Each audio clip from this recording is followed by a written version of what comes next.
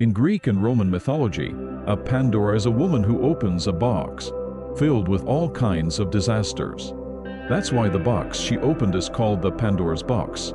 According to Nietzsche, the cause of human life's unhappiness is the hope left in a Pandora box. Hope has a double meaning.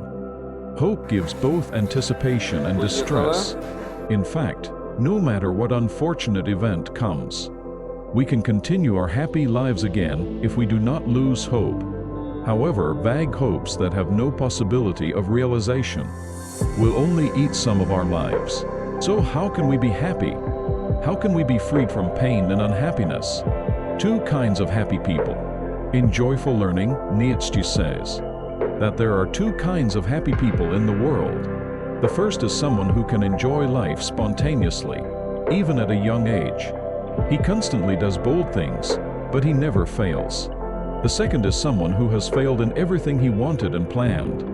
He is a person who has worked hard for success, but has experienced several collapses and destruction. Nietzsche said that the second type of person who has failed in everything he does is a happy person. Some people have Midas hands that turn golden with everything they touch, like the first type.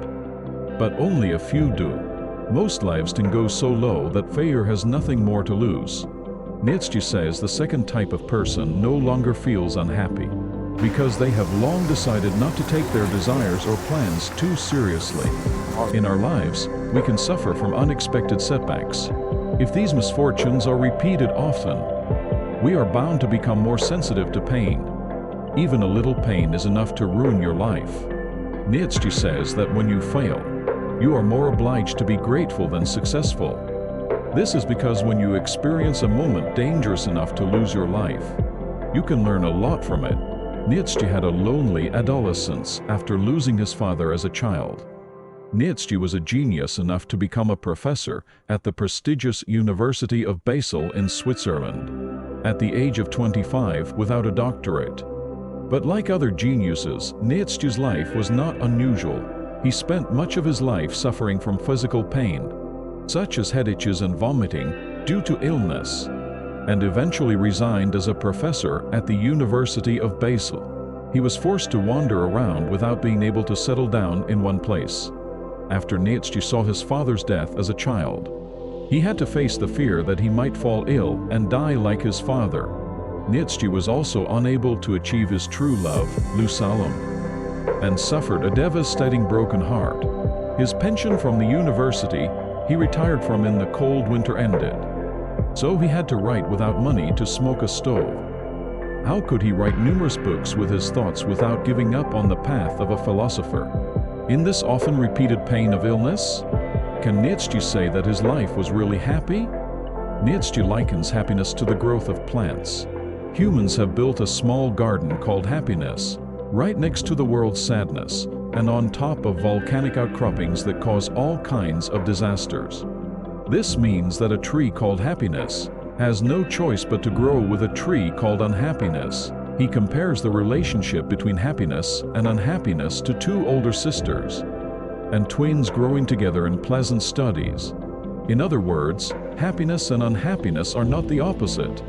Happiness and unhappiness are those relationships that always grow together and stop growing together. Therefore, if you want happiness, you should be more grateful when unhappiness comes. If you don't accept unhappiness, the happiness you want will never come. How to live happily for the rest of your life? Looking around us, many people are living unhealthy lives, losing their motivation due to practical problems.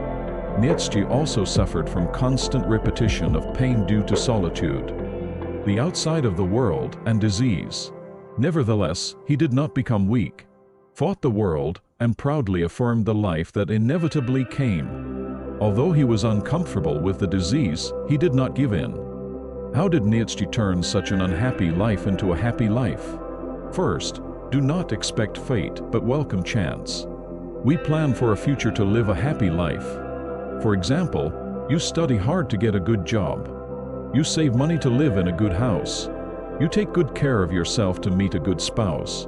As such, all of our actions are ultimately a means to achieve goal of happiness. That is why the ancient Greek philosopher Aristotle regarded happiness as the ultimate goal and the best good that everyone should pursue. However, as much as we try, if the goals do not come true, as expected, we consider ourselves to be unfortunate. Here, Nietzsche says inhuman and very human. To the opposite, to convert the experience from the purposeful to the purposeful, to the purposeful to the arbitrary. In other words, we are rather pleased by what we thought of as fate, the goals we were going to achieve, and the experiences we did not expect when we are happy and laugh at meaningless and trivial things. A small sense of happiness comes. Second, there is no single path to happiness. Nietzsche said that anyone who wants to be happy should not be given any guidance on the way to happiness, because everyone has their own laws inside that. Allow them to be happy on their own. Moral guidelines given by others will only hinder and deter his happiness. Bentham, a representative British thinker in the mid-19th century, insisted on the utilitarian idea of the greatest happiness of the greatest number. He defined an action as good if it leads to human pleasure, and as evil if it leads to pain. It is utilitarianism that sets the criterion for judging good or bad of an action as the presence or absence of pleasure. For the act to become a good act, as many people as possible must feel happy.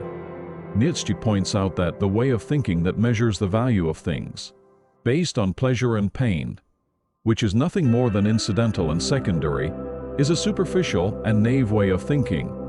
In order to live happily, we must find our own reasons and meanings, and be ready to accept any way of life. Like utilitarianism, it cannot be concluded that true happiness is to give many people simple comfort or pleasure. In other words, there can be no single path to happiness. Third, if you want to be happy, be motivated to live. Inhuman to humani, Nietzsche refers to two reasons why there cannot be a happier. One is because people simply want it and don't try to have it. And the other is that when peaceful days come, they rather wish for anxiety and misery. If you want to be happy, you have to be motivated for a happy life. In other words, you have to act in the attitude of a happy person every moment. My own happiness depends on the will to be happy for myself. Nietzsche says in Morning Play as follows: what all happiness has in common is two things: full emotion and the pride that accompanies it. Everything in life is constantly changing, and nothing is certain. Our lives don't always go as we wish.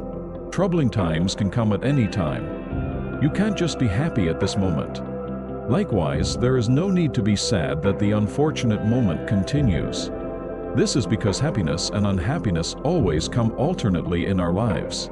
Fill yourself up and be motivated by life to be happy now. There is no happy era, but you can be happy at this moment at any time.